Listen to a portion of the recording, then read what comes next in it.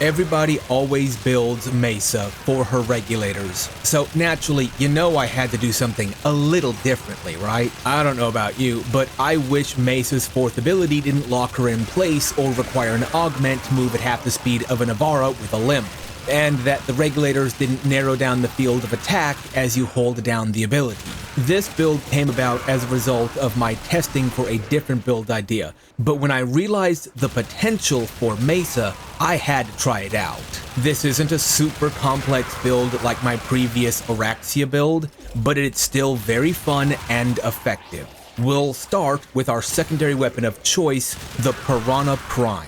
This one-handed shotgun type secondary has a very interesting passive. After getting 3 kills within 2 seconds, you will summon a second Pyrana Prime, gain a 40% fire rate buff, as well as double its magazine size. This means the weapon is both a one-handed and dual-wielded pistol depending on its current play state, so it can trigger both of Mesa's passive effects. When you have to reload, you're going to get the 25% faster reload speed because it won't be a dual pistol anymore. But when it is in dual pistol mode, you're going to get the 15% fire rate increase. But the magazine, even with dual pistol mode active, is a little small, so we're going to use Arcane Pistolier. After a headshot kill, we're going to get a 60% chance at 102% ammo efficiency for all weapons for 12 seconds with no cooldown.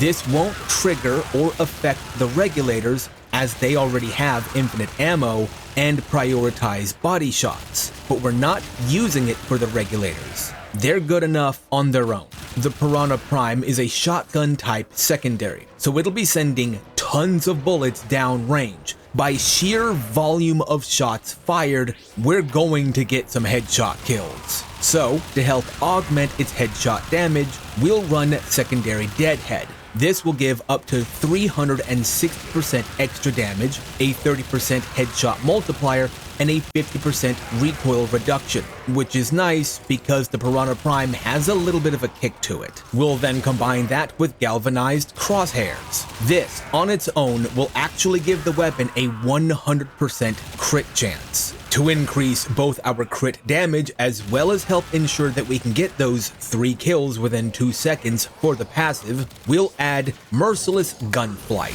for a 1.2 punch through as well as an extra 45% crit damage. Even still, with effectively infinite ammo, the fire rate needs to be improved. So we'll run Arcane Velocity, Lethal Torrent, and the Furax mod Amalgam Furax Body Count. For Arcane Velocity, getting a critical hit has a 90% chance of giving a 120% fire rate increase to secondary weapons for 9 seconds with no cooldown.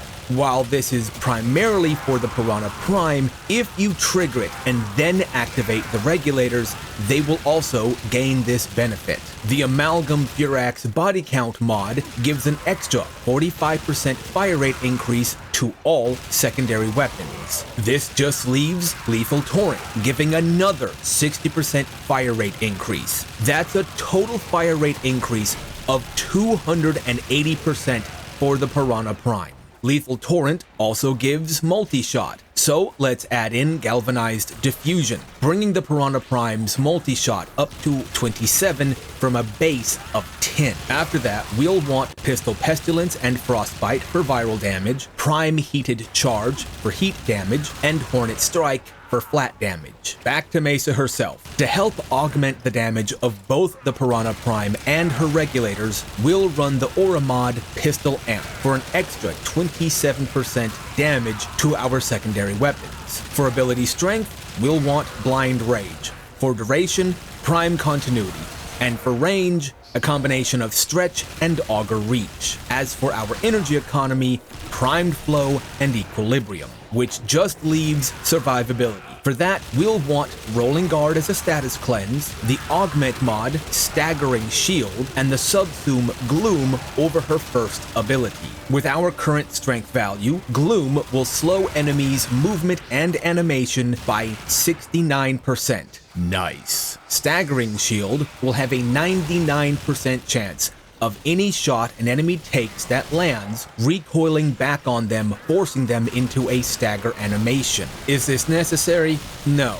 But it does act as 3 layers of protection. Not only will enemies not be able to attack as quickly because they're slowed by gloom, but then when they do land attack, they're going to be forced into a slowed stagger animation. And then on top of that, we have Shatter Shield, which will then reduce the damage we do take by 95%. This is very nice when facing off against an Acolyte. Gloom should slow them down just enough to then activate Regulators and quickly melt them down. While the Pyrana Prime gives you full mobility and the same overall effectiveness as the Regulators, I found that they can struggle a little bit against tougher targets, such as Acolytes. Also, Gloom will heal you from any damage that does slip past your other defenses. So you're technically, to some degree, semi-immortal. As for the Regulators themselves, your bog standard build is fine. You don't need to make any accommodations on them for the rest of the build to function properly.